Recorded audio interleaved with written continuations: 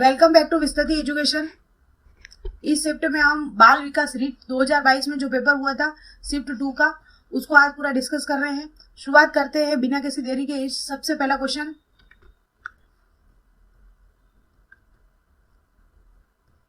शिक्षा मनोविज्ञान में किस स्तर के मापन का न्यूनतम प्रयोग किया जाता है। सबसे पहले बात करें शिक्षा मनोविज्ञान में, यानी कि किसी भी चीज को मापन करने के लिए न्यूनतम प्रयोग के लिए अनेक प्रकार की मापनियों का बनाया गया। उसमें क्रम सूचक मापनी, नाभिक मापनी, अनुपातिक मापनी, समान अंतराल मापनी है। यानी कि इसमें जो सबसे न्यूनतम प्रयोग की जाती है, जो सबसे पहले बनाई गई थी नामिक मापनी, इसका प्रयोग वर्तमान में सबसे न्यूनतम किया जाता है। तो इसका आंसर क्या हो जाएगा? ऑप्शन बी इसका अपना करेक्ट आंसर हो जाएगा। बात करें नेक्स्ट क्वेश्चन की। दूसरा क्वेश्चन, राष्ट्रीय पाठ्यचर्या रूपरेखा 2005 का मुख्य दर्शन क्या है? व्यावसायिक कुशलताएं सीखना, बिना बोझ के सीखना। यानी कि एनसीएफ 2005 का जो मुख्य दर्शन मानो, उद्देश्य मानो, उसका सबसे मेन यही था कि बोझ शिक्षा जो दी जाए वो बिना बोझ के सीखना, यानी किसी बिना लर्निंग विदाउट बर्डन, इसका मुख्य उद्देश्य था। तो ऑप्शन बी इसका बिल्कुल सही हो जाता है। सह शैक्षणिक गतिविधियों को सीखना, ये सारी चीजें भी थी, लेकिन सबसे मुख्य प्रबल आंसर अपना क्या है? आरपीएससी ने जो माना है ऑप्शन बी माना है। बात करें नेक्स्ट क्वेश्चन की। शिक्षा का अधिकार अधिनियम 2009 के लिए कौन सा कथन सत्य नहीं है? ऑप्शन ए, 6 से 14 वर्ष के प्रत्येक बालक के लिए निःशुल्क व अनिवार्य शिक्षा। यानी कि आरटी एक्ट 2009 में जो एज लिमिट है वह 6 से 14 वर्ष के प्रत्येक बालक को क्या करनी है? निःशुल्क और अनिवार्य रूप से उसको क्या देनी है? शिक्षा देनी है। ये बिल्कुल सही बात है। विद्यालय प्रबंध समिति का प्रावधान करना, यानी कि विद्यालय में एक ऐसी एसएमसी का विद्यालय में एक ऐसी समिति का प्रावधान करना जिससे क्या है, विद्यालय में जो आवश्यकता हो गई, कोई समस्या हो गई, उसका निदान किया जा सके। इस प्रकार की कमेटी विद्यालय में बनाई जाती है। विद्यालय प्रबंधन समिति का प्रावधान, ये भी आरटी 2009 के अनुसार है। प्राथमिक शिक्षा के लिए राष्ट्रीय आयोग का गठन करना, ये भी बिल्कुल सही बात है। प्राथमिक शिक्षा के लिए राष्ट्रीय आयोग का गठन करना, यह भी बिल्कुल सही बात है। अध्यापक के लिए प्रति सप्ताह न्यूनतम कितने घंटे बताए थे? मैंने पिछले 2-3 पेपर में ये क्वेश्चन छप गया है कि प्रति सप्ताह जो न्यूनतम कार्य होता है शिक्षक का वह कितना होता है? 45 घंटे होता है। जबकि यहाँ पर क्या दे रखा है? 60 घंटे। तो ऑप्शन डी यहाँ पर बिल्कुल गलत हो जाएगा और हमारा बिल्कुल आंसर इसमें ऑप्शन डी हो जाएगा। बात करें नेक्स्ट क्वेश्चन की। शिक्षा में क्रियात्मक अनुसंधान के विकास में योगदान नहीं दिया है। किसने योगदान नहीं दिया है? कुर्ट लेविन ने, इन्होंने क्रियात्मक अनुसंधान पर कार्य किया था। बंकिंगम इन्होंने भी किया था। स्टीफन कोवे न होकर क्या है? कोरे हैं। स्टेफन एम कोरे इन्होंने किया था। जबकि इसमें आंसर क्या हो जाएगा अपना? ऑप्शन सी, क्योंकि स्टेफन एम कोवे का संबंध इससे नहीं है। बात करें नेक्स्ट क्वेश्चन की। 5वां क्वेश्चन, किस परिक्षेप के अनुसार बाल विकास शरीर के अंदर एक विशिष्ट तथा पूर्व व्यवस्थित प्रणाली को दर्शाता है? वातावरण को, समाज को, मनोवैज्ञानिक को या फिर जैविक को? सबसे पहले बात करें शरीर के अंदर की एक विशिष्ट चीज के लिए बात कर रहा है, यानी क्या है? वो अपनी बायोलॉजिकल चीज से संबंधित है। तो क्या आंसर हो जाएगा अपना? Option C. यहाँ पर जो आंसर अपन मैं बता रही हूँ वो जो बोर्ड ने उसका करेक्ट आंसर माने हैं वही अपन ऑफिशियल आंसर की से इसको क्लियर कर रहे हैं। तो नो डाउट इसमें ये नहीं रहना चाहिए कि इसका आंसर सही है या गलत है। लास्ट में आपको वो मैं ऑफिशियल आंसर की भी आपको अवेलेबल करा दूंगी, ताकि आप भी यदि इसका पेपर डाउनलोड करके सोल्व करते हैं तो उसको मैं आपको सावधानी रहेगी। बात करें छठे क्वेश्चन की। निम्न मनोवैज्ञानिक में से कौन सा बाल विकास के सिद्धांतों से संबंधित नहीं है? जीन पियाजे ने भी बहुत अच्छा कार्य किया है बाल विकास पर। अल्बर्ट बांडुरा ने भी इससे संबंधित कार्य किया है। लेव वाइगोत्स्की ने भी क्या काम इस पर किया। जबकि अब्राहम मैस्लो ने किस पर कार्य किया है? इनका संबंध किससे है? इनका संबंध व्यक्तित्व के जो प्रकार है अब उसमें बता रखा है अब्राहम मैस्लो ने। इनका संबंध अभिप्रेरणा में भी दिया है, लेकिन बाल विकास के सिद्धांतों में इन्होंने अपना सहयोग नहीं दिया है। तो ऑप्शन बी इसमें क्या माना जाएगा? बिल्कुल करेक्ट आंसर माना जाएगा। बात करें नेक्स्ट क्वेश्चन की। नेक्स्ट क्वेश्चन है 7th नंबर का। आनुवंशिकता की भूमिका के अध्ययन के लिए कौन सी विधि वैध नहीं है? जुड़वा बच्चों का अध्ययन करना, इसका संबंध है। अभिभावक बालक विश्लेषण करना, ये भी संबंध है। दत्तक ग्रहण अध्ययन भी अपन इसमें किया जा सकता है। समवयस्क समूह अध्ययन ये नहीं किया जाएगा। प्री ग्रुप स्टडी इसमें नहीं की जाएगी। तो ऑप्शन डी इसका क्या हो जाएगा? आंसर हो जाएगा। बात करें नेक्स्ट क्वेश्चन की। क्वेश्चन नंबर 8 हम बात करते हैं।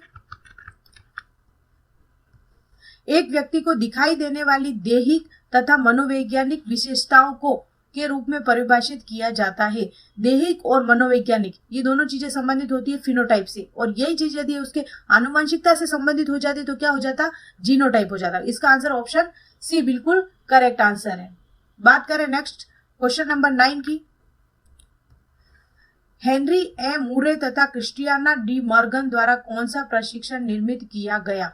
बात करें मॉर्गन और मुरे, हमेशा ऑप्शन शॉर्ट में आता है कि मॉर्गन और मुरे ने कौन सा प्रशिक्षण दिया, लेकिन यहाँ पर अपन को इनका पूरा नाम भी देखने को मिल रहा है। वाक्य पूर्ति परीक्षण नहीं, 16 व्यक्तित्व आयाम नहीं, चित्रकुटा परीक्षण नहीं, कथानक संप्रत्यक्षण प्रशिक्षण यानी टीएटी प्रशिक्षण को किसने दिया था, मॉर्गन और मुर्रे ने दिया था। ऑप्शन सी इसमें बिल्कुल करेक्ट आंसर हो जाएगा।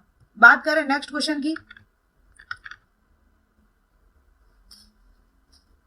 क्वेश्चन नंबर 10, एक बालक की वृद्धि में कौन सा कारक संबंधित नहीं है।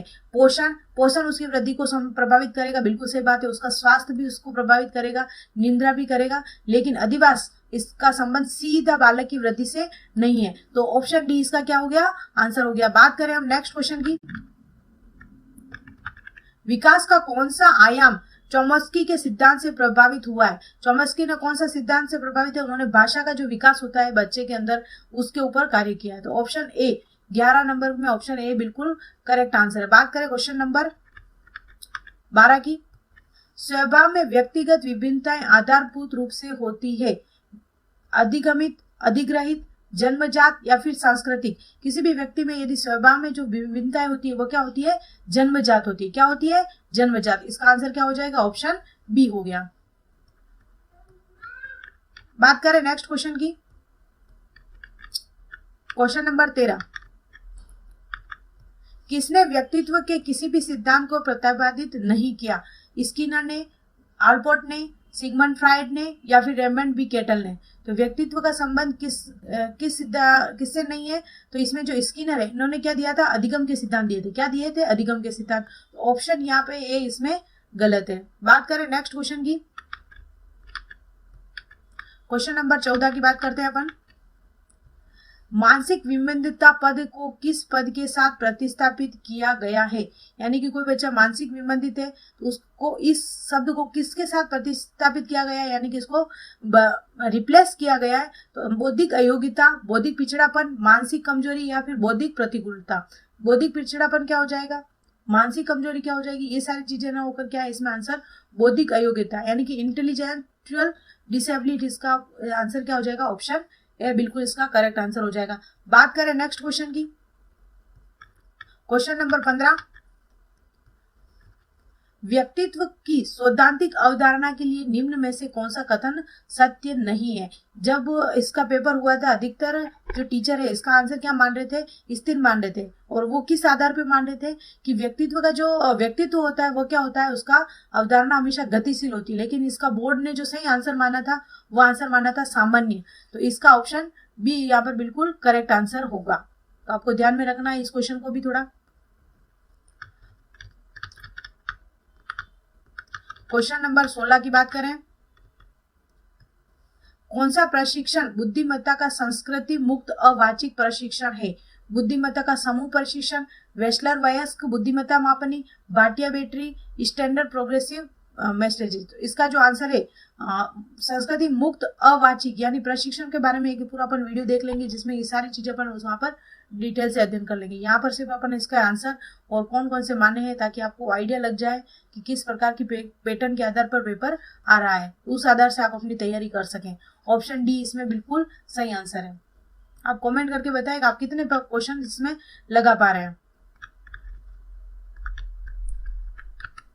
क्वेश्चन नंबर 17, बहुआयामी बुद्धिमत्ता में गार्डनर के सिद्धांत में कौन सा बुद्धिमत्ता का सम्मिलित नहीं है। अंतर्व्यक्तित्व, प्राकृतिक, अस्तित्वकारी ये गार्डनर ने दिए थे, जबकि समवैज्ञानिक का संबंध गार्डनर के सिद्धांत से नहीं है। आपको एक एक पॉइंट और एक एक की सारी चीजें जब पढ़ो तब आपको ध्यान से रखना होगा। क्वेश्चन नंबर 18, रचनात्मक चिंतन में कौन से प्रकार से संबंधित है। जो रचनात्मक चिंतन होता है वह संबंध होता है उसका सीधा अपसारी चिंतन से। यानी कोई भी सृजनात्मक बालक है उसका जो चिंतन है वो किस प्रकार किसी चीज को चिंतित करता है, तो अपचारी चिंतन। तो इसका ऑप्शन डी इसमें बिल्कुल करेक्ट आंसर है। बात करें नेक्स्ट क्वेश्चन की। क्वेश्चन नंबर 19, विशेष आवश्यकताओं वाले बालकों के साथ कौन सी विधि प्रत्यक्ष रूप से संबंधित नहीं है? पाठ्यक्रम का विभिन्नीकरण करना, बिल्कुल सही बात है। खेल कूद व अतिरिक्त पाठ्यक्रम गतिविधि का विकास, इसका ऑप्शन अभी छोड़ देते हैं। भिन्न शिक्षण विधियों का प्रयोग, बिल्कुल सही बात है। विशेष गतिविधियों के लिए प्रशिक्षण, ये बिल्कुल सही बात है। लेकिन विशेष आवश्यकता वाले बालकों के साथ प्रत्यक्ष रूप से संबंधित नहीं है, यानी ऑप्शन बी, खेल कूद व अतिरिक्त पाठ्यक्रम गतिविधि का विकास करना चाहिए। जबकि जो ऐसे विशेष आवश्यकता वाले बालक है उनको समावेशी के साथ अपन को क्या कराना है? शिक्षण करवाना है। तो इसमें ऑप्शन बी बिल्कुल गलत है। और बोर्ड का सबसे फेवरेट क्वेश्चन आ गया है क्वेश्चन नंबर 20, अधिगम असमता से 1 नंबर का क्वेश्चन निश्चित तौर पे आपको भी एग्जाम में देखने को मिलेगा, चाहे साइकोलॉजी में देखने को मिले या हिंदी में, कहीं ना कहीं यहाँ से आपको प्रश्न देखने को मिलेगा। इससे संबंधित पूरी वीडियो मैंने वहां पे डाल रखी है, आप उसको करें, उसके बाद क्वेश्चन इसके लगाए। पढ़ने से संबंधित अधिगम अक्षमता को कहते हैं। मैंने बताया था पढ़ना, इसको अपन को याद रखो, लर्न करना। लर्न करने का मतलब क्या है? पढ़ना, यानी कि डिसलेक्सिया। और ये डिसकैलकुलिया क्या हो जाएगा? कैलकुलेशन संबंधित हो गया। और ग्राफ अपन क्या करते हैं? लिख कर बनाते हैं, ऐसे ऐसे ऐसे, तो ये हो गया ग्राफ, मतलब डिस्ग्राफिया। लेखन संबंधित कोई अक्षमता है वो किस में आ जाएगी? डिस्ग्राफिया में। और लेक्सिया, लर्न करना, कोई भी चीज याद करना, यानी कि पठन संबंधित जो भी विकार आ जाएगा वो इसमें आ जाएगा। तो ऑप्शन बी यहाँ पर क्या हो गया? अपना आंसर सही हो गया। क्वेश्चन नंबर 21, न्यूनतम आधारभूत सुविधाओं से वंचित बालक को निम्न रूप से वर्गीकृत किया जाता है। अपराधी बालक, विशिष्ट बालक, पिछड़े बालक या फिर प्रतिकूल परिस्थितिग्रस्त बालक। बालकों का जो यूनिट है, यूनिट शायद तीसरी है, जिसमें सभी प्रकार के बालक को आपको पढ़ना है। अपराधी बालक कौन सा है, विशिष्ट बालक कौन सा है, सामाजिक रूप से पिछड़ा बालक कौन सा है। यहाँ पर क्या पूछा है? न्यूनतम आधारभूत कोई चीज है, आधारभूत सुविधाओं से वंचित बालक है, उसको किसके अंदर इंक्लूड किया जाता है? इसमें प्रतिकूल परिस्थितिग्रस्त बालक, यानी कि उसके जो परिस्थिति है वो उसके क्या है? विपरीत बालक। ऐसे बालकों को इसमें ये वर्गीकृत किया गया है। तो ऑप्शन सी इसका बिल्कुल करेक्ट आंसर है। बात करें नेक्स्ट क्वेश्चन की, निम्न में से कौन सा कुसमायोजन का व्यवहारात्मक लक्षण है? आक्रामकता, चिंता, उदासीनता या फिर असुरक्षा। समायोजन से भी 1 नंबर का क्वेश्चन आपके एग्जाम में निश्चित तौर पे देखने को मिलेगा। इसमें जो आंसर हो जाएगा वो क्या हो जाएगा? आक्रामकता, यानी बच्चा अग्रेसिव हो जाएगा। समायोजन यदि नहीं कर पाता है तो उसके व्यवहार में अपने आप आक्रामकता दिखेगी। से संबंधित ये क्वेश्चन है, अधिगम की अवधारणा में कौन सा सत्य नहीं है? अधिगम के कौन कौन से लक्षण होते हैं? जो अधिगम क्या है? अधिगम क्या है? अपना सीखना। और सीखना क्या है? व्यवहार में परिवर्तन। कौन सा परिवर्तन? स्थायी परिवर्तन। अधिगम में व्यवहार में परिवर्तन होता है, बिल्कुल सत्य बात है। अपेक्षाकृत रूप से स्थायी अंतर परिलक्षित होता है, बिल्कुल सही बात है। अधिगम अभ्यास द्वारा अर्जित किया जाता है, बिल्कुल सही बात है। अधिगम एक जन्मजात प्रक्रिया है। कहते नहीं कि कोई भी कार्य सीखना चाहते हो, आप पढ़ना चाहते हो, कोई भी अपने माँ के पेट से सीख के नहीं आता है, वह वातावरण में आकर सीखता है। यानी कि अधिगम क्या है? अधिगम अर्जित होता है। क्या होता है? अर्जित होता है। तो यहाँ पर क्या आंसर हो गया? ऑप्शन डी यहाँ पर सत्य नहीं है अधिगम से संबंधित। अधिगम एक प्रकार का क्या है? अर्जित प्रक्रिया, न कि जन्मजात। ऑप्शन डी यहाँ पर बिल्कुल सही हो गया। बात करें नेक्स्ट क्वेश्चन की बात करें, इवान पावलो द्वारा प्रतिपादित शास्त्रीय अनुबंधन सिद्धांत अधिगम को निम्न रूप से समझाया गया। पुनर्बलन, अनुकरण, अंतर्दृष्टि, साहचर्य। पुनर्बलन का दिया था स्किनर ने, अंतर्दृष्टि कॉलर ने, और जबकि साहचर्य यानी कि जो पावला को जो शास्त्रीय अनुबंधन है उसे साहचर्य भी कहा जाता है। तो इसका आंसर क्या आएगा? Option B. अधिगम में पुरस्कार व दंड की अवधारणा किसके द्वारा प्रस्तावित की गई थी? अधिगम में पुरस्कार देना या फिर दंड देना, ये दोनों बात की थी स्किनर ने।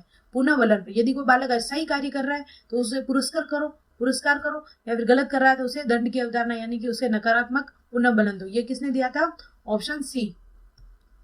क्वेश्चन नंबर 27, कक्षा अधिगम में अभिप्रेरण की भूमिका किस प्रक्रिया से प्रत्यक्ष रूप से संबंधित नहीं है?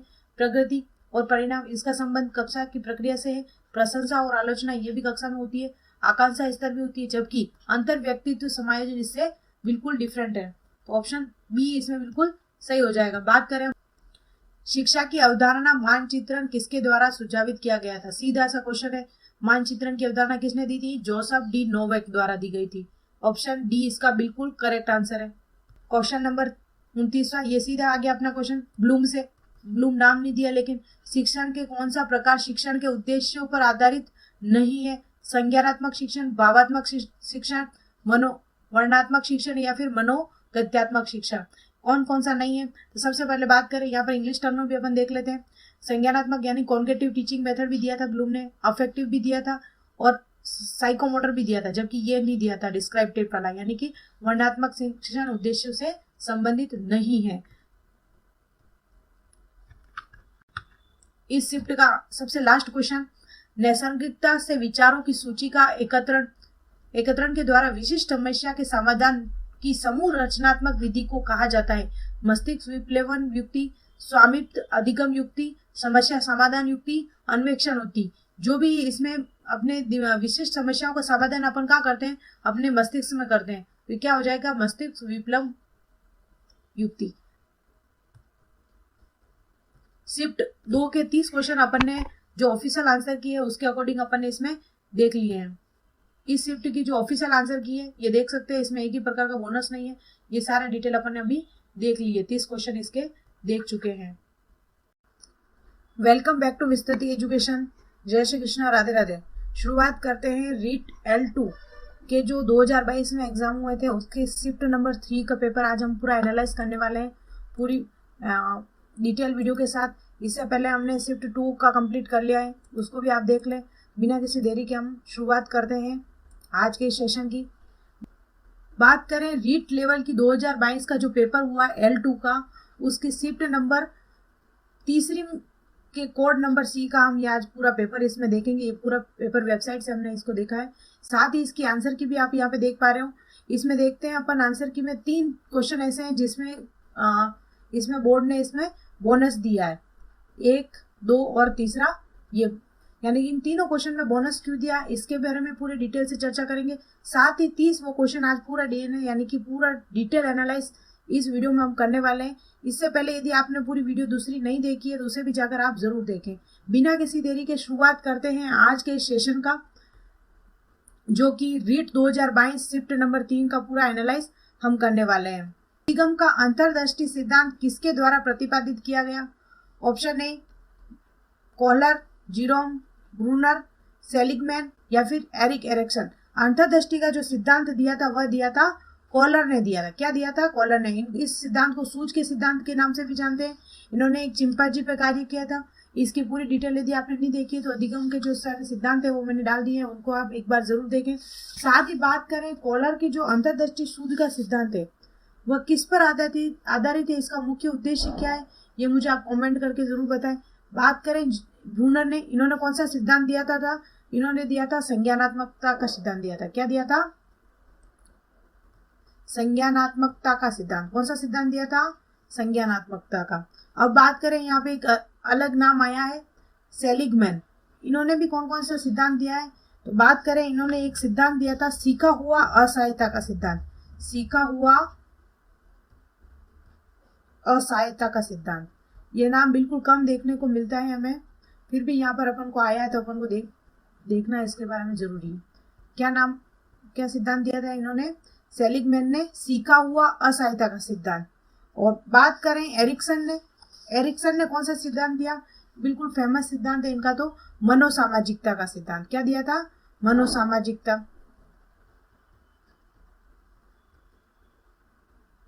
का सिद्धांत। तो यहाँ पर सबसे पहला क्वेश्चन क्या है अपना, अधिगम का अंतर्दृष्टि सिद्धांत क्या किसने दिया था? कोहलर ने दिया था। और ब्रूनर ने कौन सा सिद्धांत दिया था? संज्ञानात्मकता का सिद्धांत। इन्होंने क्या दिया था?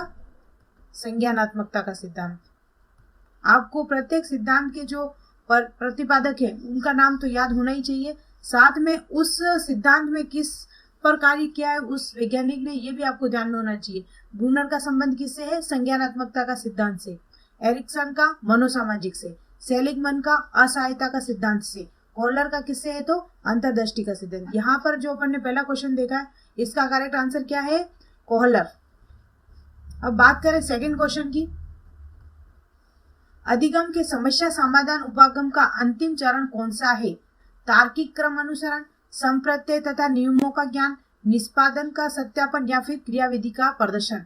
अधिगम का जो समस्या समाधान है इसका जो अंतिम जो चरण होता है, लास्ट में क्या होता है, उस चीज का सत्यापन करना, जो अपन ने नियम बनाए हैं या फिर जो सबसे पहले समस्या समाधान का जो चरण होता है, सबसे पहले एक परिकल्पना निर्माण की जाती है, या फिर एक नियम बना लिया जाता है, उसके ऊपर सारा कार्य किया जाता है और एंड में जो अपन ने नियम या कल्पना बनाई है उसका वेरिफिकेशन किया जाता है कि हाँ वास्तव में जो अपन ने पहले परिकल्पना की थी, जो समस्या समाधान करने के लिए उपागम अपन ने यूज किया था वो हुआ कि नहीं हुआ। इसका जो अंतिम चरण है वो क्या कहलाता है, निष्पादन का सत्यापन। यहाँ पर 2 क्वेश्चन अपन देख चुके हैं। क्वेश्चन नंबर 3, समायोजन के लिए एक युक्ति के रूप में रक्षात्मक युक्ति का प्रयोग को मौलिक रूप से किसके द्वारा प्रस्तुत किया गया। बात करें समायोजन की, यहाँ से 1 नंबर का क्वेश्चन आप मान के चलिए, समायोजन से सीधा 1 नंबर का क्वेश्चन, या फिर कहीं कहीं एग्जामिनर में 2 क्वेश्चन भी दे देता है समायोजन का। तो इसमें क्या है, रक्षात्मक युक्तियों को जो मौलिक रूप से प्रस्तुत किया था वह किया था सिगमंड फ्राइड ने। ऑप्शन बी इसमें बिल्कुल करेक्ट आंसर है। किसने दिया था, सिगमंड फ्राइड ने दिया था। क्वेश्चन बात करें, क्वेश्चन नंबर 4, निम्न में से कौन सा थॉर्नडाइक के सीखने के नियम का हिस्सा नहीं है। सीखने के नियम का कौन सा हिस्सा नहीं है, चार ऑप्शन अपन पढ़ते हैं। तत्परता का नियम, अभ्यास का नियम, साहचर्य का नियम और प्रभाव का नियम। यहाँ पर अपन देखें तो चारों नियम भले थॉर्नडाइक ने दिए थे, लेकिन यहाँ पे जो मुख्य नियम है तत्परता का नियम, अभ्यास का नियम और प्रभाव का नियम, ये थॉर्नडाइक की क्या है, मुख्य नियम, जबकि साहचर्य का नियम गौण नियम में सम्मिलित है। तो यहाँ पर जो आंसर हो जाएगा वो ऑप्शन बी हो जाएगा। अपन यहाँ पर साथ साथ में गौण नियम कौन कौन से वो भी यहाँ पर देख लेते हैं। तो गौण नियम दिए थे, टोटल 5 गौण नियम देते, और मुख्य नियम सबसे पहला तत्परता का नियम, दूसरा अभ्यास का नियम और तीसरा प्रभाव का नियम। ये तीनों तो क्या हो गए, अपने सीखने के जो मुख्य नियम थे वो ऑप्शन में है। और 5 ये कौन कौन से गौण नियम, सबसे पहले बात करें बहुअनुक्रिया। कौन सा नियम, बहुअनुक्रिया। इनको फिर बाद में अपन देख भी लेंगे। पहला बहुअनुक्रिया नियम, दूसरा मनोवृत्ति का नियम, मनोवृत्ति का नियम, तीसरा आंशिक क्रिया, चौथा समानता और 5वां साहचर्य। ये 5 क्या है, गौण नियम दिए थे, जबकि तत्परता, अभ्यास और प्रभाव ये तीनों क्या दिए थे, मुख्य नियम दिए थे। इस क्वेश्चन में चौथे का क्या आंसर हो गया अपना, ऑप्शन बी इसका मेरे बिल्कुल करेक्ट आंसर हो गया है। बात करें नेक्स्ट क्वेश्चन की,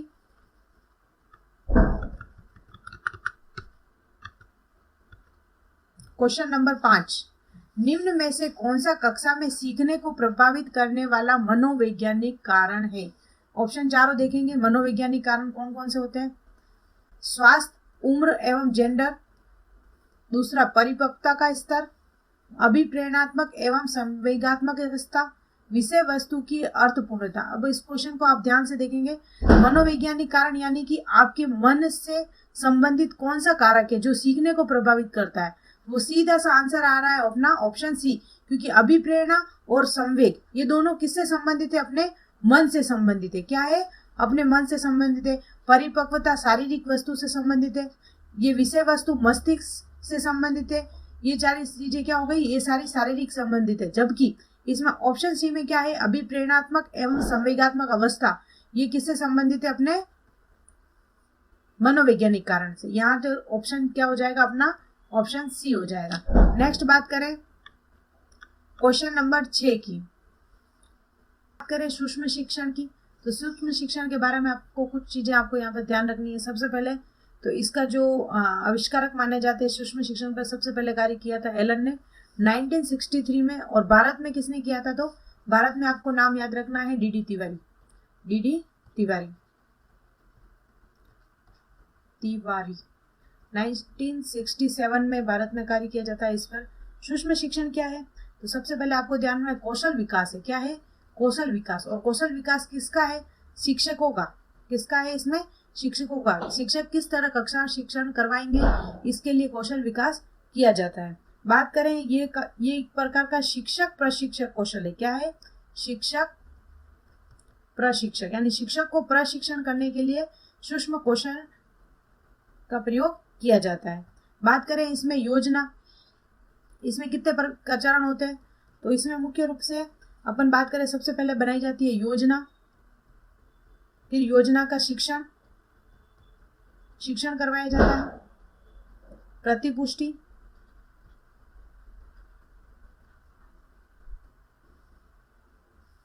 यहाँ पे देखते हैं अपन इसको स्पष्ट। सबसे पहले बनाई जाती है योजना, योजना का किया जाता है शिक्षण, शिक्षण की प्रतिपुष्टि, प्रतिपुष्टि के बाद क्या जाता है, पुनः योजना निर्माण की जाती है, पुनः योजना के बाद पुनः शिक्षण, और पुनः शिक्षण करवा दिया तो फिर पुनः प्रतिपुष्टि की जाती है।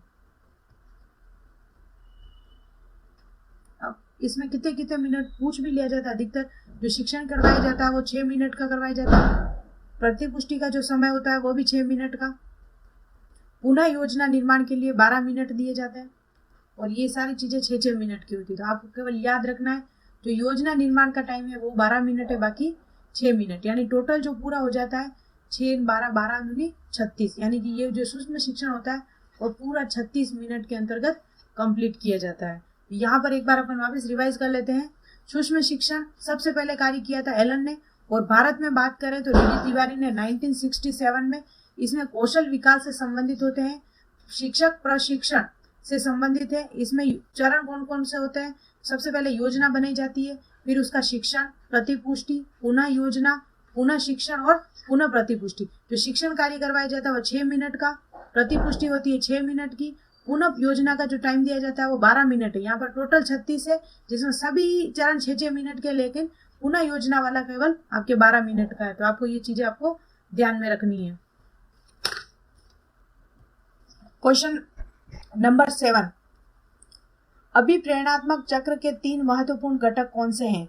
अधिगम, पुरस्कार या फिर संतुष्टि, आवश्यकता, अंतर्नोद और प्रोत्साहन, अभिप्रेरण, लक्ष्य, प्रतिपुष्टि या फिर उपलब्धि, अनुमोदन या संबंधन। आपको ध्यान में रखने हैं केवल 3 शब्द, NDI, need, drive, incentive. Need मतलब आवश्यकता, ड्राइव मतलब अंतर्नोद, और इंसेंटिव मतलब प्रोत्साहन। यानी कोई भी चीज है, अभिप्रेरणा का जो चक्र माना जाता है या फिर घटक माना जाता है, ये तीनों माने जाते हैं, आवश्यकता, अंतर्नोद और प्रोत्साहन, यानी NDI। कौन से ऑप्शन में मिल रहा है अपन को? ऑप्शन बी में, आवश्यकता, अंतर्नोद और प्रोत्साहन। तो ऑप्शन बी यहाँ पे बिल्कुल करेक्ट हो जाएगा। बात करें नेक्स्ट क्वेश्चन की, क्वेश्चन नंबर 8, निम्न में से कौन सा बाह्य अभिप्रेरणा का उदाहरण है? देखो, अभिप्रेरणा मुख्य रूप से कितने प्रकार की होती है? तो अभिप्रेरणा होती है 2 प्रकार की, एक आंतरिक और एक बाह्य।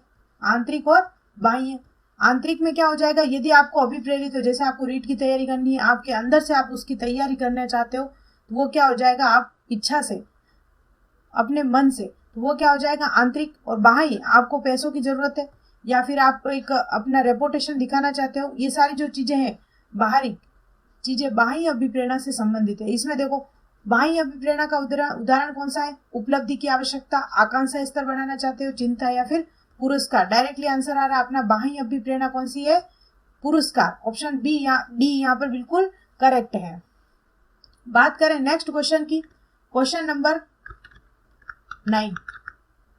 क्वेश्चन नंबर 9 आपके सामने है, निम्न में से कौन सा शिक्षण के स्तर के आधार पर शिक्षण का प्रकार नहीं? यानी शिक्षणों के स्तर कौन कौन से होते हैं? बोध स्तर होता है, बिल्कुल सही बात है। स्मृति स्तर होता है, बिल्कुल सही बात है।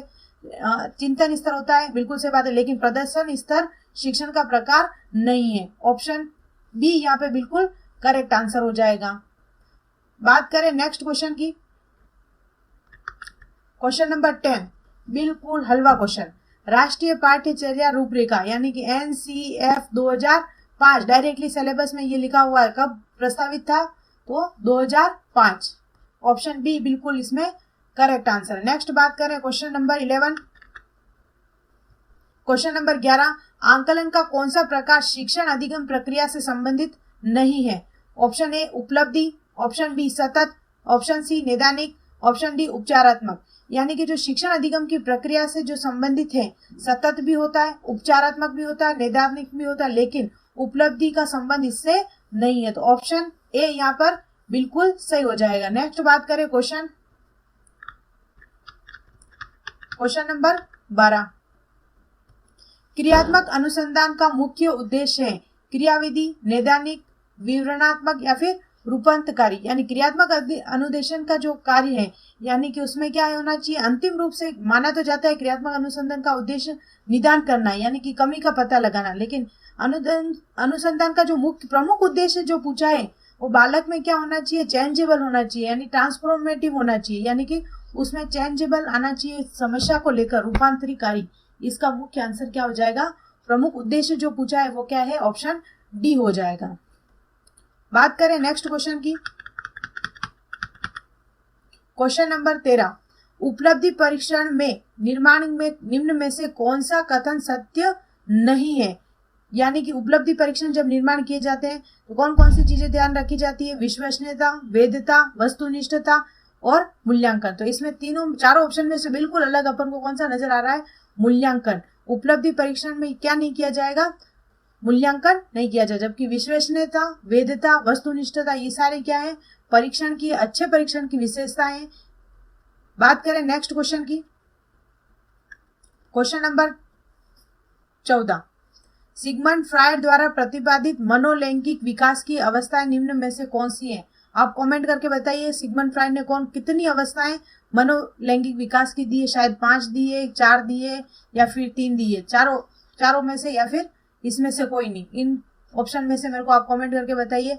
फैलिक अवस्था, एनल अवस्था, लेटेंसी अवस्था, ये तीनों तो क्या है, दी है, लेकिन चौथी इंडिपस कॉम्प्लेक्स अवस्था ये नहीं दी है, तो इसमें ऑप्शन सी बिल्कुल करेक्ट आंसर हो जाएगा। बात करें नेक्स्ट क्वेश्चन की, जीन पियाजे के संज्ञानात्मक विकास के सिद्धांत में कौन सी अवधारणा संबंधित नहीं है, स्कीमा, आत्मसातीकरण, व्यवस्थापन, ये तीनों ने जीन पियाजे में इनके जो अवधारणा स्पष्ट की थी उसमें संबंधित थी, लेकिन अधिग्रहण इससे संबंधित नहीं है। ऑप्शन बी इसमें बिल्कुल करेक्ट आंसर हो जाएगा।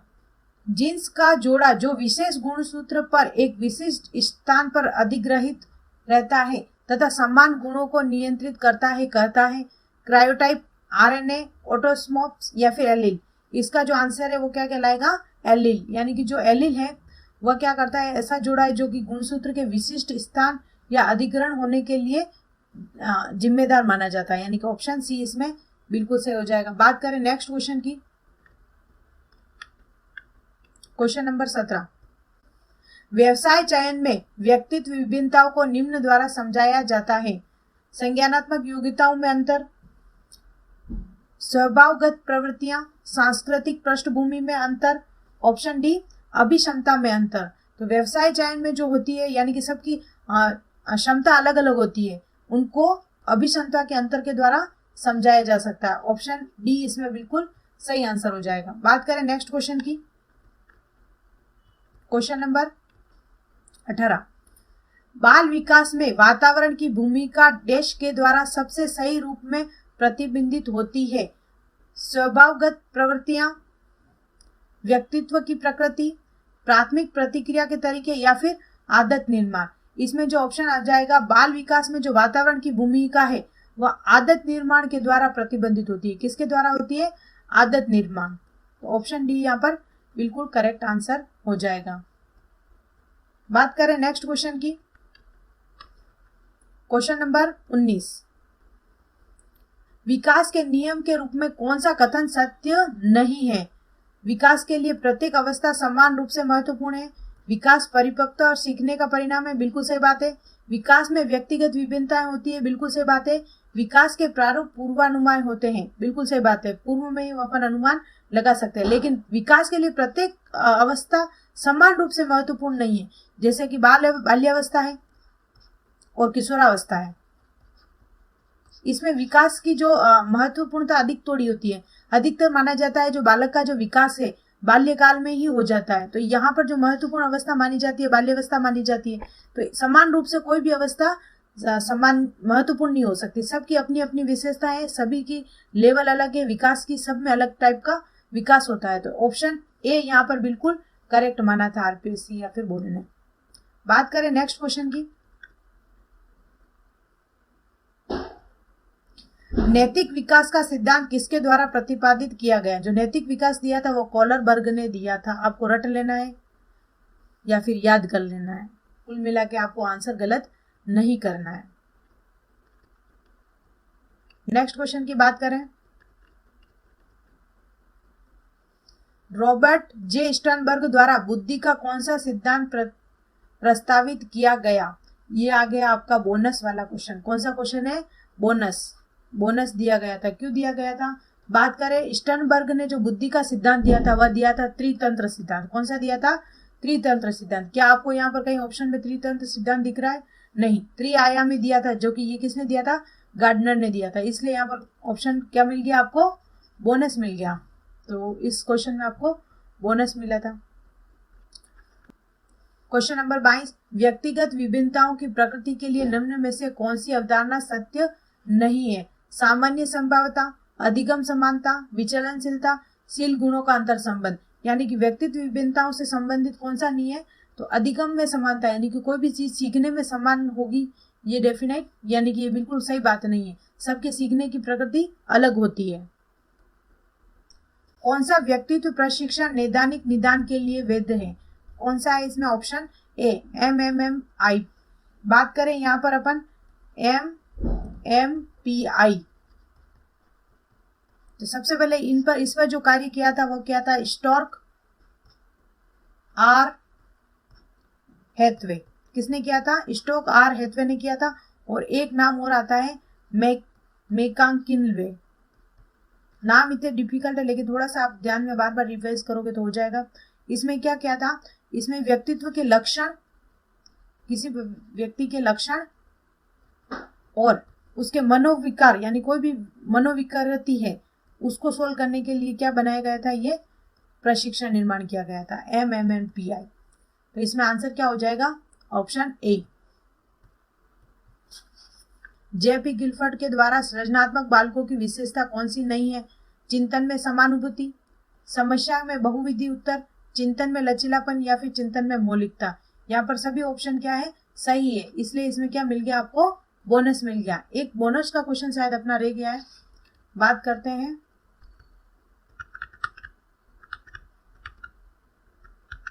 क्वेश्चन नंबर 24, ये क्वेश्चन अपना रह गया, एक बार इसको एक बार और देख लेते हैं। व्यक्तित्व का शील गुण, यानी तीसरा बोनस का क्वेश्चन ये है। यदि बोनस नहीं होता तो ये क्वेश्चन छूट ही जाता। व्यक्तित्व का शील गुण सिद्धांत किसने प्रतिपादित नहीं किया है? यहाँ पर कास्टा और मैकांके, इन्होंने भी शील गुण दिए थे, केटल ने भी दिए थे, आलपोर्ट ने भी दिए थे, आईजेंक ने भी दिए थे।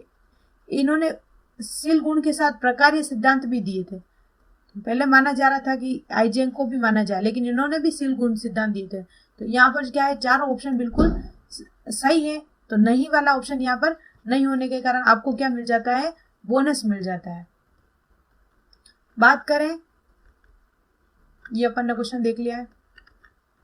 क्वेश्चन नंबर 28, ट्राइसोमी 21 को कहा जाता है? तो इसका सीधा नाम दिया जाता है डाउन सिंड्रोम, यानी कि डाउन संलक्षण। तो ऑप्शन डी यहाँ पे बिल्कुल करेक्ट आंसर हो जाएगा। बात करें नेक्स्ट क्वेश्चन की।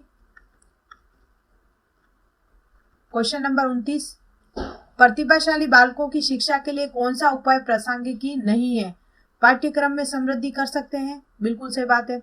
उपचारात्मक अध्ययन, श्रेणी उन्नति, या विशेष कविता है। यानी प्रतिभाशाली बालक है, उनके लिए उपचारात्मक अध्यापन करवाने की आवश्यकता नहीं है। उनके लिए पाठ्यक्रम में समृद्धि कर सकते हैं। श्रेणी यानी कि उनके जो पढ़ाई कर रहे हैं प्रतिभाशाली है, उनको और पढ़ने के लिए अवसर दे सकते हैं अपन। विशेष कक्षा यानी कि स्पेशल क्लास लाइट में आपको देखने को मिल रहा होगा। यहाँ पर केवल एक क्वेश्चन में आपको बाल विकास में बोनस अंक दिख रहा है। तो शुरुआत करते हैं आज के सेशन की।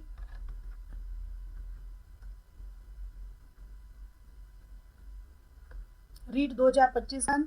यहाँ पर अपन आज जो पेपर देखने वाले हैं वो रीट एग्जाम 2022 का शिफ्ट 4 का कोड नंबर ए, और उसके आंसर की भी अपन ने डिस्कस कर ली है, और जिसमें एक बोनस इस पेपर में अपन को देखने को मिला है, जो कि 7th नंबर का क्वेश्चन है। और क्यों बोनस मिला वो भी देखेंगे, और एक एक क्वेश्चन को एनालाइज करते हुए अपन आगे बढ़ेंगे, ताकि अपन 2025 की जो एग्जाम की तैयारी कर रहे हैं उसमें कौन से यूनिट से कितने क्वेश्चन आ रहे हैं उसका अपन को आइडिया लग सके।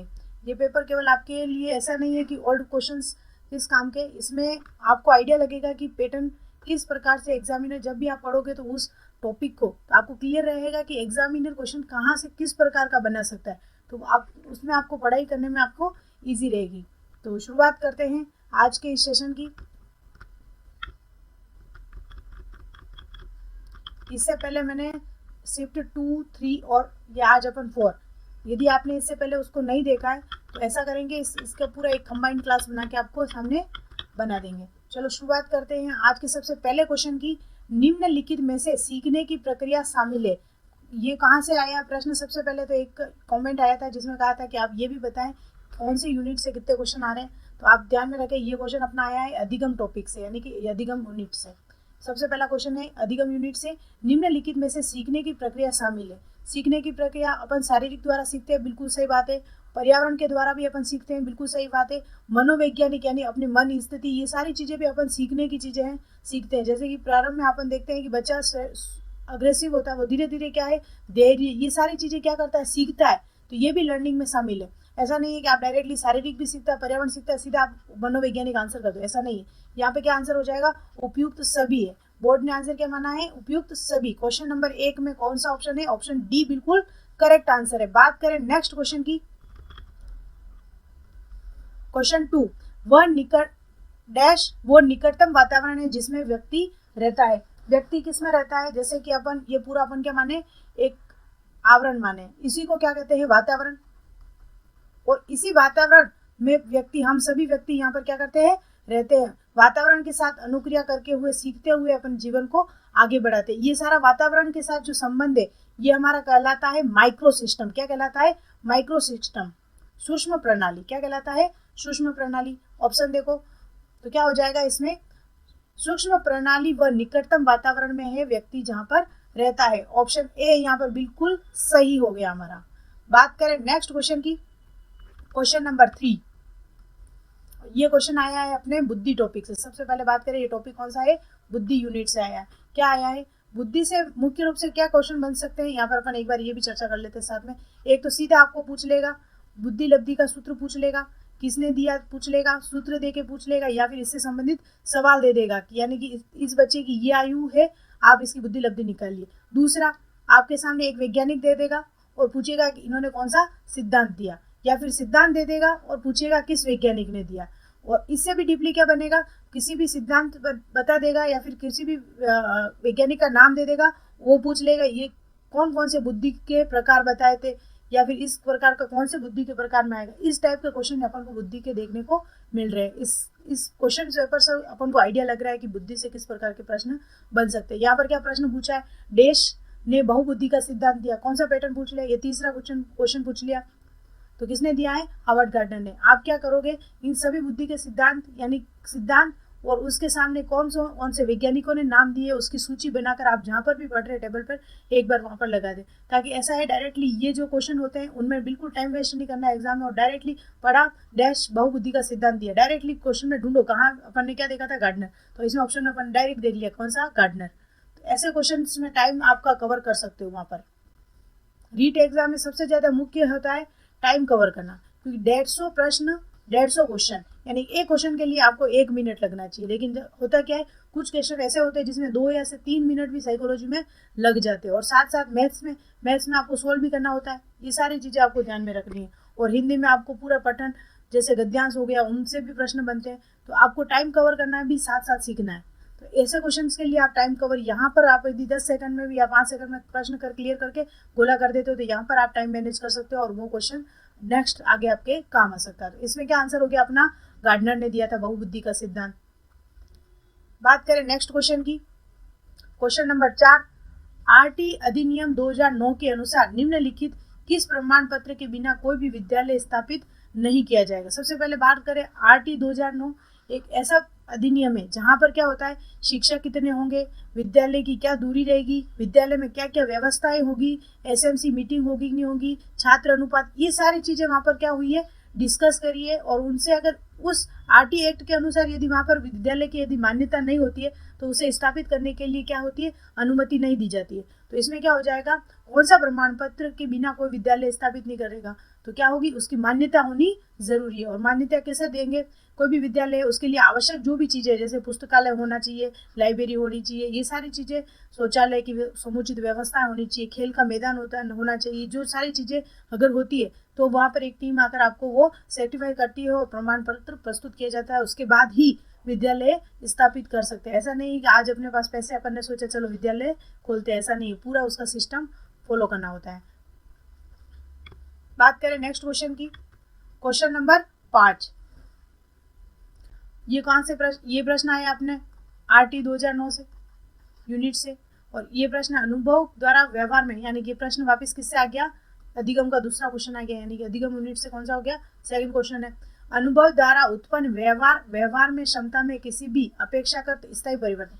पहले वाली जो शिफ्ट में क्वेश्चन देखा था उसमें क्या पूछ लिया था, अधिगम है अपेक्षाकृत स्थायी परिवर्तन, वहां पर था, यहाँ पे उल्टा कर दिया। अपेक्षाकृत स्थायी परिवर्तन को क्या कहा जाता है, तो क्या कहा जाता है, अधिगम, यानी कि लर्निंग कहा जाता है। तो इसमें कहाँ है ऑप्शन, ऑप्शन ए यहाँ पे बिल्कुल करेक्ट आंसर है। बात करें नेक्स्ट क्वेश्चन की, कौन से यूनिट से है, सबसे पहले ये आरटी 2009 के यूनिट से प्रश्न बना है। आरटी अधिनियम 2009 के अनुसार प्रारंभिक शिक्षा का अर्थ है, डायरेक्टली अर्थ पूछ लिया है। प्रारंभिक शिक्षा क्या होती है, सबसे पहले अपन बात करें एलिमेंट्री एजुकेशन। एलिमेंट्री एजुकेशन में क्या होता है, कक्षा 1 से 8 तक की जो एजुकेशन सिस्टम है वो कौन चलाती है, एलिमेंट्री चलाती है, एलिमेंट्री एजुकेशन, यानी कि प्रारंभिक शिक्षा। आप मेरे को कमेंट करके बताइए, 1 से 8 तक तो हो गया एलिमेंट्री, और 9 से 12 कौन चलाता है, सेकेंडरी एजुकेशन सिस्टम चलाता है। क्या चलाता है, सेकेंडरी। तो यहाँ पर बात करें कौन सा ऑप्शन हो जाएगा, क्या अर्थ है, 1ली से 8वीं तक की शिक्षा, बिल्कुल सही आंसर है सीधा। और क्या दे देगा, प्रथम श्रेणी से पहले की शिक्षा, बिल्कुल गलत। 8वीं से 12वीं तक, बिल्कुल गलत। माध्यमिक शिक्षा, इसका कोई संबंध नहीं है। तो आरटीए 2009 के अनुसार प्रारंभिक शिक्षा का अर्थ क्या है, कक्षा 1 से 8 तक की। और आरटीयू में जो एजुकेशन के लिए आयु सीमा है वो कितनी दे रखी है, 6 से 14 वर्ष की। क्या है, 6 से 14 वर्ष की। ये क्वेश्चन भी आपको ध्यान में रखना है। बात करें अपन नेक्स्ट क्वेश्चन की, क्वेश्चन नंबर 7, और ये क्या है आपका बोनस। क्या है, बोनस। यहाँ पर क्यों बोनस है, अपन यहाँ पे विचार करते हैं। आनुवंशिक तंत्र के अध्ययन के क्षेत्र में नवीन शोध किस दिशा की ओर अग्रसर है। पहले शुरुआत में बोर्ड ने आंसर क्या मान लिया था इसका, जानवरों का प्रयोग प्रजनन।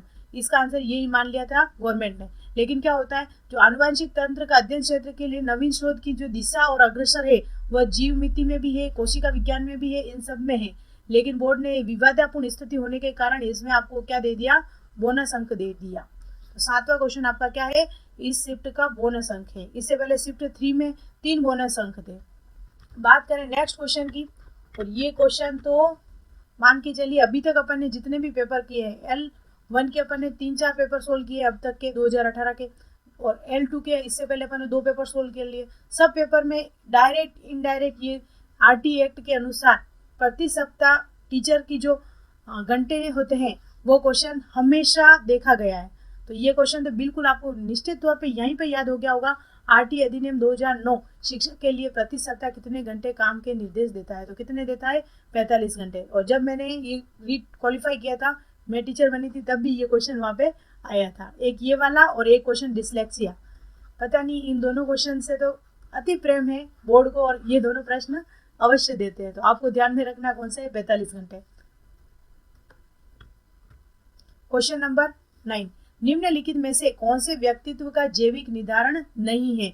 यानी कि कोई बच्चा है, उसका बायोलॉजिकल निर्धारण किस रूप में किया जा सकता है, यानी कि तंत्रिका तंत्र का प्रभाव पड़ता है, बिल्कुल सही बात है। दैहिक संरचना भी अपने माता पिता के समान होती है, जैसी संतति होगी वैसे माता पिता होंगे, इस प्रकार की। वाहिनीहीन, यानी कि जो अपनी वाहिनियां होती है, अंतःस्रावी ग्रंथियां हो गई, इनका भी डिपेंड बायोलॉजिकल होता है, बिल्कुल सही बात है। लेकिन स्थितिजन्य संरचना, स्थितिजन्य यानी सिचुएशन स्ट्रक्चर का डिपेंड नहीं करता। यानी कि कोई बच्चा हुआ है उस समय वो बिल्कुल सही था, लेकिन कोई स्थितिजन्य यानी कोई चीज, यदि वो उसके बाद पोलियो हो गया, कोई दुर्घटनावश कोई चीज हो गई, तो वो क्या है, वो बायोलॉजिकल नहीं होती, वह पीढ़ी दर पीढ़ी आगे नहीं बढ़ती। तो इसमें क्या आंसर हो जाएगा, ऑप्शन टी। और कौन सी यूनिट से आया है ये क्वेश्चन, अपना बाल विकास। सबसे पहली यूनिट बाल विकास यूनिट से ये क्वेश्चन यहाँ पर देखने को मिल रहा है। बात करें नेक्स्ट क्वेश्चन की, क्वेश्चन नंबर 10, निम्नलिखित में से कौन आनुवंशिकता का सामान्य नियम नहीं है। ये भी कौन सी यूनिट से है, बाल विकास। किससे है, बाल विकास से।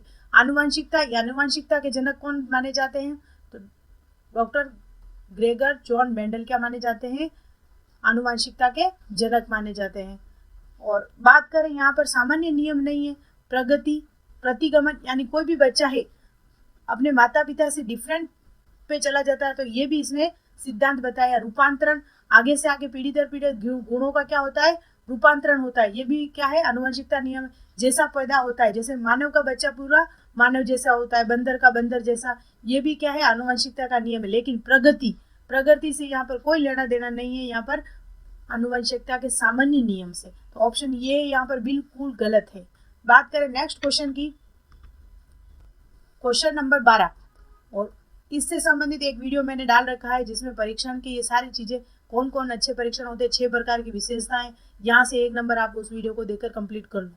परीक्षण की रिक्त स्थान का संदर्भ 2 भिन्न अवसरों पर एक ही परीक्षण पर किसी व्यक्ति द्वारा प्राप्त लाभदायकों की संगति से, यानी कोई भी टेस्ट है और भिन्न अवसर, यानी दोनों, आज आपने किसी बच्चे का किसी टॉपिक का टेस्ट ले लिया, आज लिया, और कल ही यदि टेस्ट वापस लेते हैं, तो उन दोनों के जो अंतर है, जैसे आज आपने टेस्ट लिया है, उसमें से आपके यदि साइकोलॉजी में 30 में से अगर अपन ये टेस्ट लगाए और 25 आंसर आपके बिल्कुल क्या हो रहे हैं, करेक्ट होते हैं, और कल वापस इसी को आप टेस्ट को लगाते हो और 25 बिल्कुल सही होते हैं, तो क्या हो गया, ये एक परीक्षण क्या हो गया, वह विश्वसनीय हो गया। क्या हो गया, विश्वसनीय हो गया। तो क्या आंसर हो जाएगा इसमें, ऑप्शन ए। नेक्स्ट क्वेश्चन देखें, क्वेश्चन नंबर 13, और आरटी एक्ट से संबंधित मैंने पूरा का पूरा एक वीडियो डाल रखा है, जहां से आप 2 से 3 नंबर पूरे कवर है अपने, रीड प्री हो या फिर मेंस हो, दोनों में वहां से आप पूरा कवर कर सकते हो उस वीडियो को देखकर। उसको देखकर सीधा आप नोट्स भी बना सकते हैं वहां से, ताकि आपके एग्जाम में वहां से क्वेश्चन निश्चित तौर से आप देखने को मिलेगा वहां से क्वेश्चन।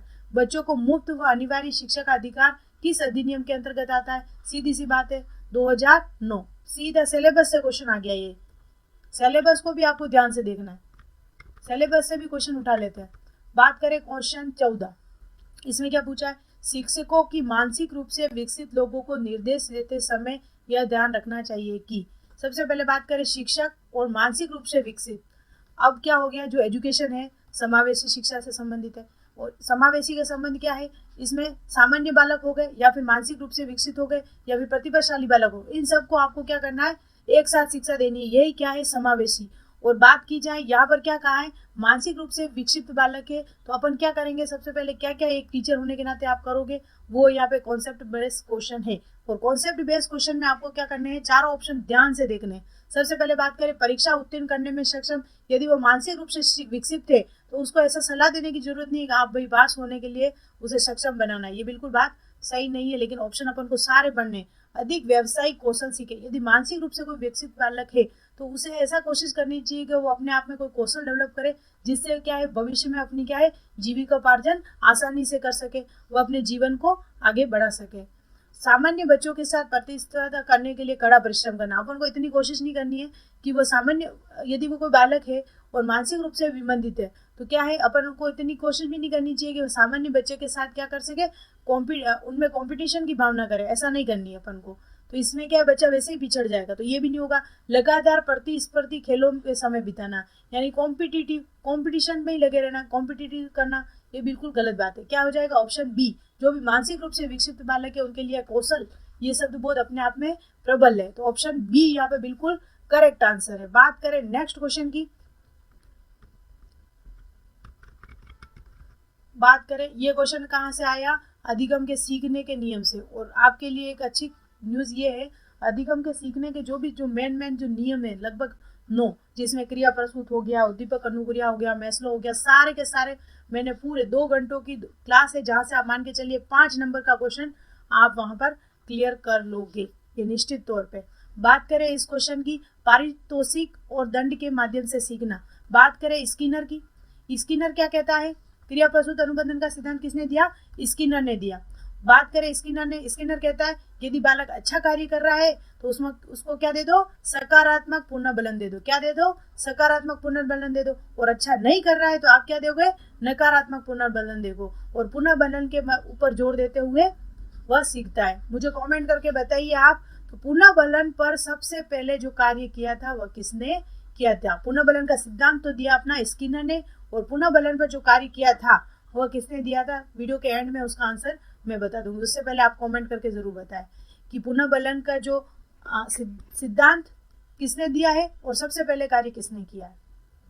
तो इसमें क्या आंसर हो जाएगा, पारितोषिक एवं दंड के माध्यम से सीखना कौन कर रहा है, क्रिया प्रस्तुत में। ऑप्शन सी यहाँ पर बिल्कुल करेक्ट आंसर हो गया। बात करें क्वेश्चन नंबर 16, फ्रायड भी देखने को मिल रहा है कि सभी एग्जाम कि जो अपन ने पेपर लगाए उसमें फ्राइड का एक क्वेश्चन निश्चित तौर पे देखने को मिल रहा है। तो फ्राइड से संबंधित सारी डिटेल्स आप एक वीडियो में जरूर लाएंगे। उससे पहले यदि आप खुद भी स्वयं आप तैयारी करना चाहते हैं तो इसमें फ्राइड का पूरा आप एनालाइज करके एक जगह अपने नोट्स जरूर बना लें। फ्राइड के अनुसार व्यक्तित्व के प्राथमिक संरचनात्मक तत्व। कंफ्यूज कहाँ पे होगा बच्चा सोचेगा फ्राइड ने चेतन, अवचेतन और चेतन ये तीनों अवस्था भी बताइए। इदम, अहम, पराहम, यानी id, ego, superego. Id, ego, superego, ये दोनों चीजें दी है। तो इसमें क्या पूछा है? प्राथमिक संरचनात्मक तत्व पूछा है। जबकि ये क्या है? ये चेतन, अवचेतन और अचेतन, ये सारी क्या है? मन की अवस्थाएं। क्या है? यदि मन की अवस्था को पूछता तो ये बताता चेतन, अवचेतन और अचेतन। यानी कि जो मस्तिष्क के में अंदर जो मानव है वह चेतन अवस्था में कितना % रहता है, ये भी फ्राइड ने बताया था 10%। जबकि अचेतन में 90%। बर्फ का टुकड़ा है, उसमें जो पानी के ऊपर जो सतह पर तैर रहा है वह तो मानव का क्या है? चेतन अवस्था में। और जो बर्फ के अंदर जो सतह पानी के अंदर जो तैर रही है वह क्या है? अचेतन। ये बात भी क्या बताई थी? फ्राइड ने बताई थी। बात करें यहाँ पर संरचनात्मक तत्व कौन से हैं? ईड, ईगो, सुपर ईगो। ईड का संबंध किससे है? अपने भूतकाल से। और अहम का संबंध वर्तमान से। और परम अहम का भविष्य से। किससे? भविष्य से। भूत में क्या हो जाएगा? भूतकाल में कौन सी प्रवृत्ति के बालक होंगे? राक्षसी प्रवृत्ति के होंगे, जिसमें उनके में अंदर ये सारी चीजें होगी, निंदा हो गई, ये सारी चीजें। अहम वाले में मानव प्रकृति होगी। और परम अहम में क्या हो जाएगा? देवत्व का गुण दिखेगा। ये सारी चीजें अपन फ्राइड का एक अलग ही वीडियो लाएंगे जिसमें अपन पूरा डिटेल से एनालाइज करेंगे।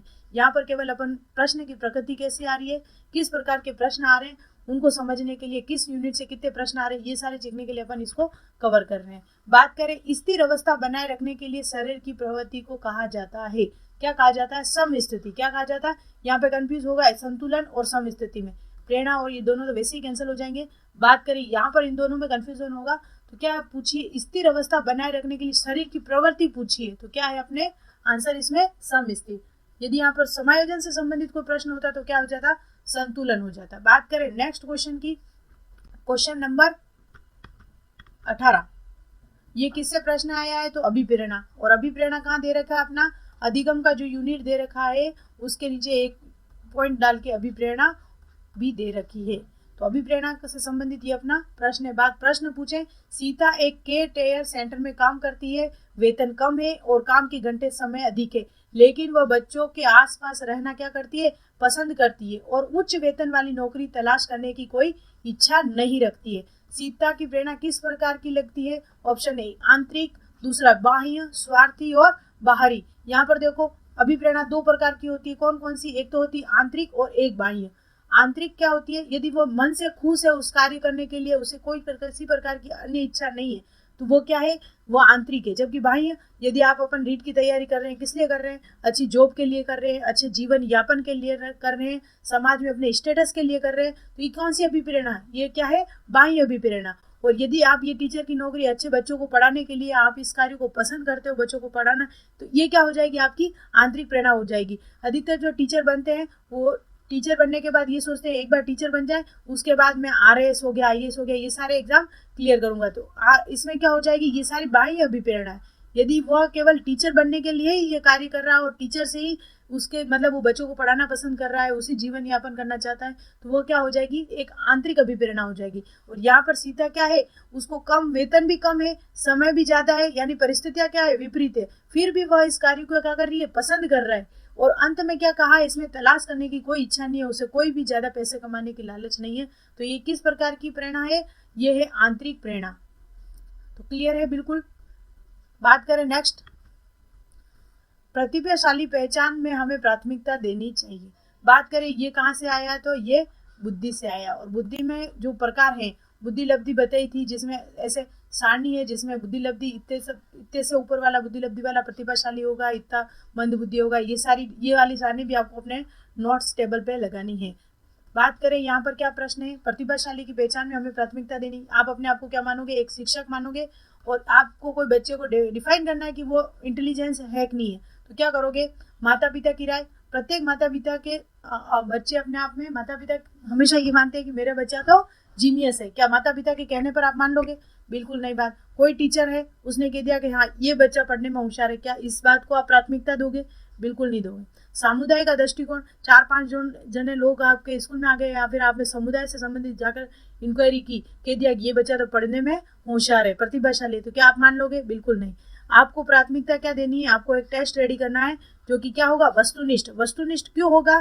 क्योंकि वस्तुनिष्ठ होने पर क्या है, आप अपनी इच्छा यानी कि आपका अपनी राय भी उस बच्चे पर नहीं दे सकते, आपका व्यक्तित्व खुद का भी उस पर प्रभाव नहीं पड़ेगा, और यदि वहां पर वो अच्छे अंक लाता है तो वो अपन मान सकते हैं कि हाँ बच्चा ये प्रतिभाशाली है। बात करें यहाँ पर, देखो दूसरा ऑप्शन भी सही है, माता पिता की राय, ये भी हो सकता है, आप मान सकते हो, लेकिन क्या पूछा है? प्राथमिकता। सर्वप्रथम प्राथमिकता अपन किसको देंगे? वस्तुनिष्ठ परीक्षा परिणाम को। तो आंसर अपना ऑप्शन बी होगा। शिक्षक की राय भी ले सकते हैं, सामुदायिक दृष्टिकोण भी रख सकते हैं, लेकिन यहाँ पे प्राथमिकता अपन को ऑप्शन बी में देनी है एक टीचर होने के नाते। बात करें नेक्स्ट क्वेश्चन की, निम्नलिखित में से कौन सा संज्ञानात्मक कार्य पद्धति के स्वस्थ स्तर को बनाए रखने में मदद करने के लिए उपयुक्त नहीं है? संज्ञानात्मक कार्य, संज्ञान कब होगा? अपने मस्तिष्क के कोई कार्य अपन कर रहे हैं वो क्या हो जाएगा? संज्ञान। आप कमेंट करके बताइए संज्ञानात्मकता का सिद्धांत किसने दिया है, और संज्ञानात्मक का जो सिद्धांत दिया है उन्होंने कितने भागों में इसको डिवाइड किया है। अब बात करें स्वस्थ स्तर को बनाए रखने में मदद करने के लिए उपयुक्त नहीं होगा। क्रीड़ा में भाग लेना यानी कि कोई खेल खेलना, इससे आपका क्या होगा?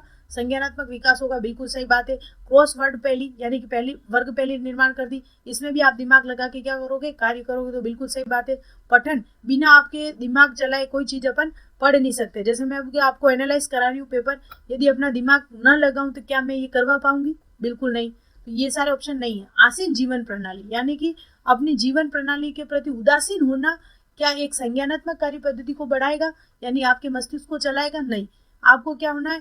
पेपर को भी क्लियर करना है, आपको पूरा एक्टिव होना है। तो इसमें आंसर क्या हो जाएगा?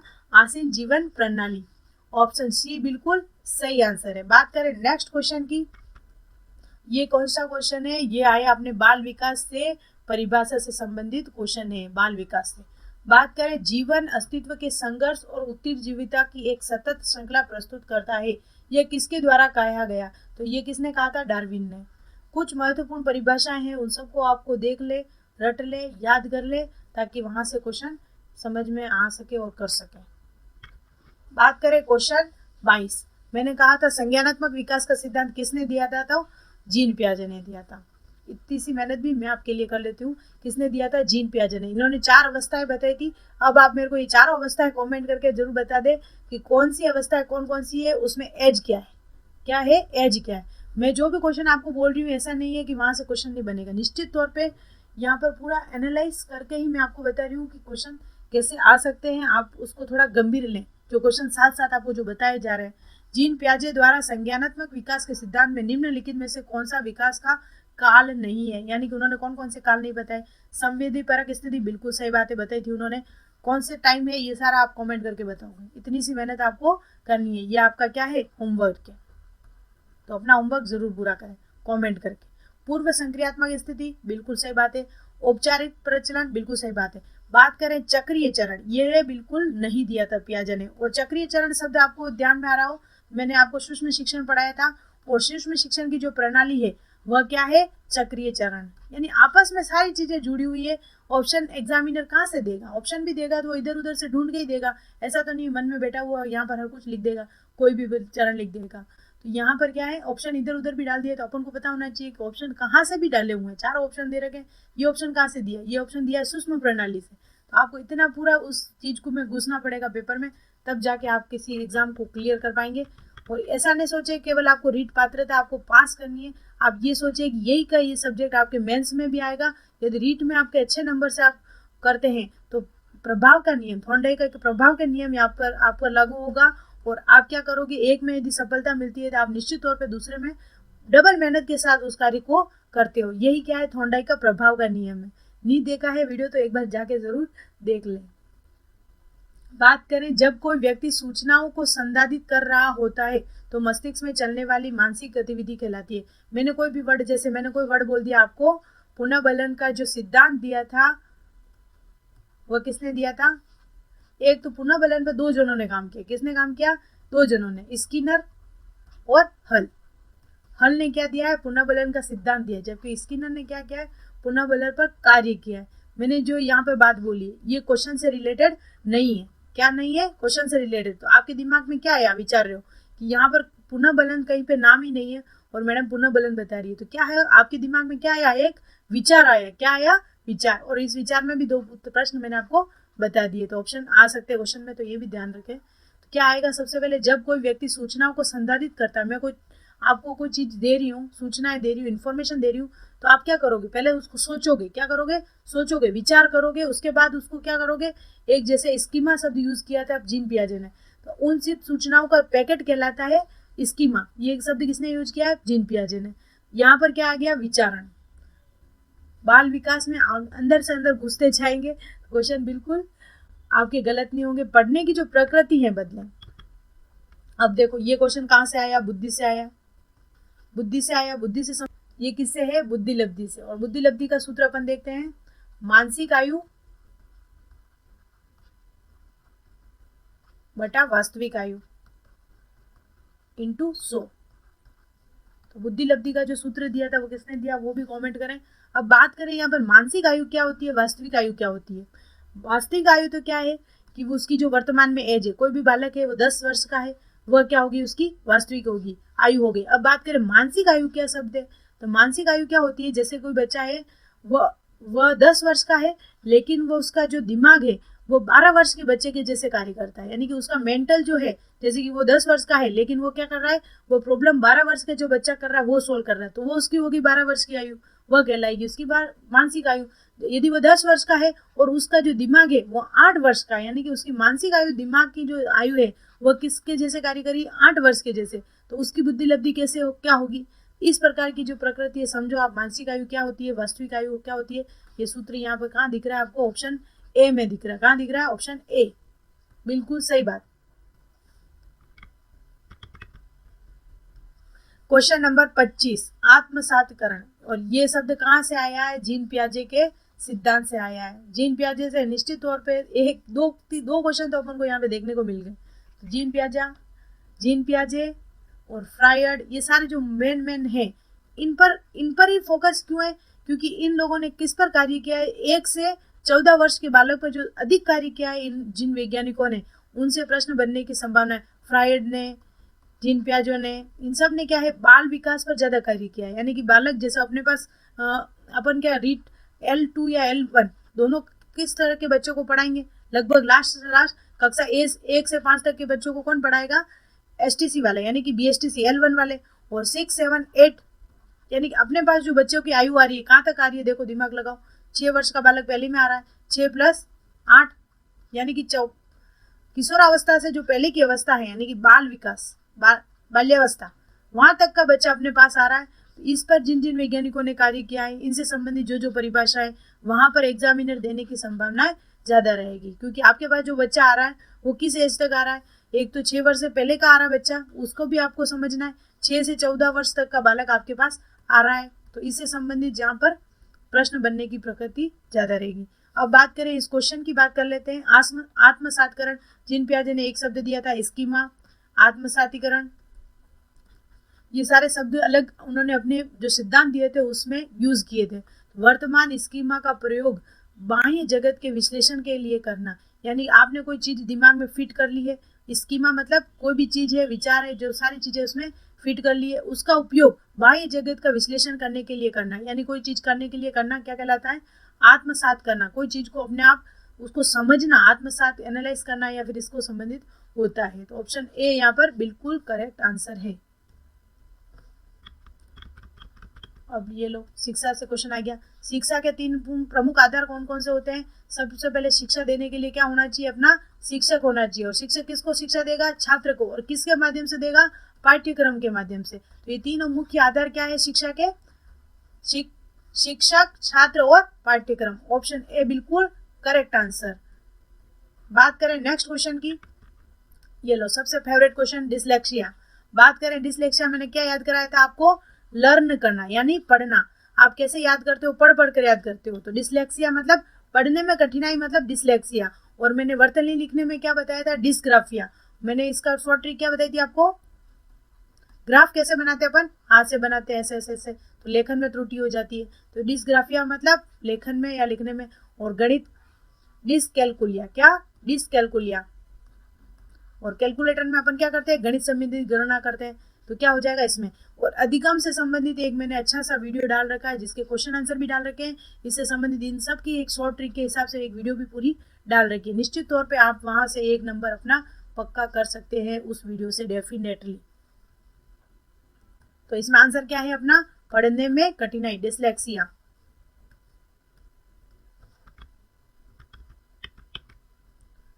ये कहाँ से आया है, तो ये अपना टॉपिक यूनिट से आया, व्यक्तित्व यूनिट से।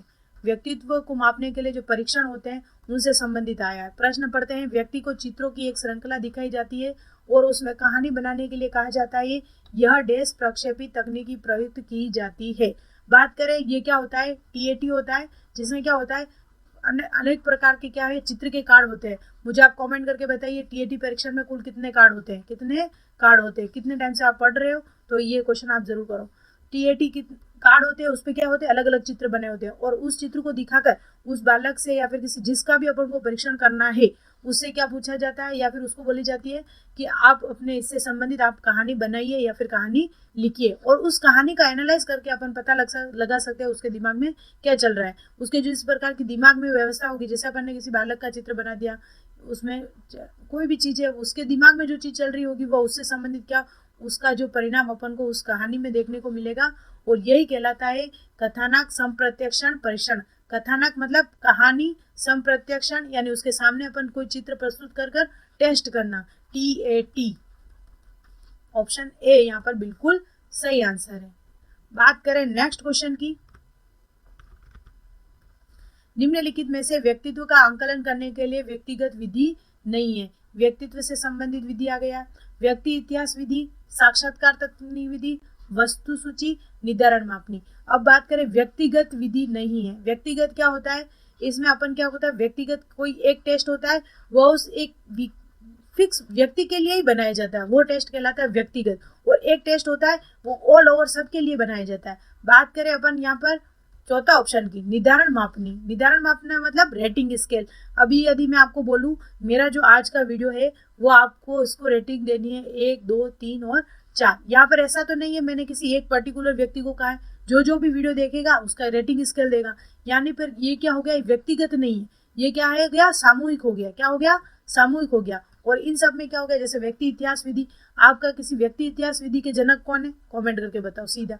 व्यक्ति इतिहास विधि, इसमें क्या होता है, किसी व्यक्ति का अपन को क्या उसका व्यक्ति इतिहास विधि के द्वारा यदि अपन को परीक्षण करना है तो कोई एक व्यक्ति चुना जाएगा, फिर एक पर्टिकुलर व्यक्तिगत यानी उसके घर पर जाकर अपन या उसके आसपास के बच्चों को या फिर वातावरण में उसके साथ कौन कौन जुड़ा हुआ है उससे संबंधित जाकर अपन उसकी इंक्वायरी करेंगे, तो एक व्यक्तिगत हो गया, बिल्कुल सही बात है। साक्षात्कार तकनीकी, आप ऐसे किसी का साक्षात्कार इंटरव्यू ले रहे हो तो आप किसी व्यक्तिगत ही लोगे ना इंटरव्यू, ऐसा तो नहीं एक साथ बैठकर टीवी पे सबके इंटरव्यू ले जाएंगे। टीवी पर केवल एक व्यक्ति का इंटरव्यू लिया जाता है, ऐसा तो नहीं जो देख रहे हैं उन सबके इंटरव्यू लिए जा रहे हैं। वस्तु सूची का निर्माण यानी कि एक अपन इंटरप्रेटिव टेक्निक के द्वारा भी किसी व्यक्ति विशेष का ही होता है, वस्तु सूची बना दी उसमें वो टिक करेगा, ये उसके लिए उपयुक्त है नहीं है, वो व्यक्तिगत हो गई। लेकिन निर्धारण मापनी क्या हो गया, रेटिंग स्केल, यानी कि बहुत सारे लोगों के लिए होती है। तो इसमें क्या आंसर आ गया, व्यक्तिगत विधि कौन सी नहीं, ऑप्शन डी। इस प्रकार अपन समझ के क्वेश्चन करेंगे, निश्चित तौर पे अपने एग्जाम क्लियर होने की संभावनाएं बढ़ जाएंगी। और निश्चित मान के चलिए यदि आप मेरे साथ एग्जाम तक यदि रेगुलर वीडियो भी देखते हैं तो मान के चलिए 25 नंबर आपके कहीं नहीं गए। यदि आप जो क्वेश्चन जिस प्रकार का होमवर्क दिया जाता है आप डेली करते हो तो। निम्नलिखित में से कौन सी मानसिक मंदता का वर्गीकरण के अंतर्गत नहीं आता। बात करें मानसिक मंदता को 4 भागों में बांटा है। सबसे पहले हल्की, मध्यम, गंभीर और गहन। इसमें कौन सा ऑप्शन नहीं है, हल्की है, मध्यम है, गंभीर है, तीव्र मंदता नहीं, इसकी जगह क्या आएगी, गहन मंदता के ये सारे प्रकार हैं। तो इस शिफ्ट का ये अंतिम प्रश्न है। उम्मीद है तीनों शिफ्ट के आपको क्वेश्चंस भी अच्छे लगे होंगे, एनालाइज भी अच्छे लगे होंगे। आप लाइक, शेयर एंड सब्सक्राइब जरूर करें, यही मेरे लिए मोटिवेशन है। बस आपसे इतनी सी उम्मीद है। Thank you so much. तीनों में अपन को एक्स्ट्रा लगानी चाहिए उनकी जिज्ञासाओं को शांत करने के लिए। तो इसमें जो आंसर हो जाएगा ऑप्शन बी बिल्कुल करेक्ट आंसर हो जाएगा। बात करें नेक्स्ट क्वेश्चन, इस सीरीज का अंतिम क्वेश्चन की, क्वेश्चन तीसरा। इस सीरीज का अंतिम क्वेश्चन, क्वेश्चन नंबर 30, यानी शिफ्ट 2 का 30वां क्वेश्चन है, जो कि इस सीरीज का एंडिंग क्वेश्चन है। कौन सा विकृति अधिगम अक्षमता का प्रकार नहीं है? तो कैटिनिज्म, एडीटीएच, ऑटिज्म। तो इसमें जो अधिगम अक्षमता है उसका पूरा डिटेल से मैंने वो वीडियो बना रखा है। आप निश्चित तौर पे वहाँ पे 1 नंबर का आपके बेनिफिशियल हो जाएगा। एक वीडियो देखने पर आपको पूरा 1 नंबर कवर हो जाएगा। और 1 नंबर की कीमत आपको एग्जाम, कॉम्पिटिशन एग्जाम में आपको पता ही है कितनी होती है। 1 नंबर लोग